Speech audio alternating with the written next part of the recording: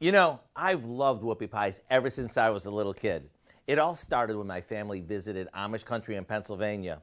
We stopped at this little roadside stand where I got my very first whoopie pie, and it was heavenly. I still remember squishing out the filling of the two cake-like cookies and getting it all over my face. From that moment on, I was hooked. So if you're ready, let me show you a new twist on these.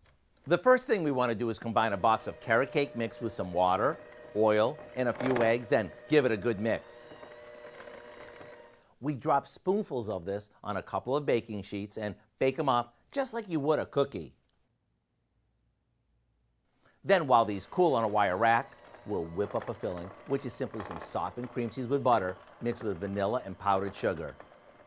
Once it's fluffy, we smear the flat side of half of the cookies before topping with the remaining cookies.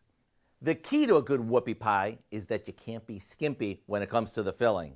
Whether you eat these one bite at a time or you squish the filling out and lick it, you can't go wrong.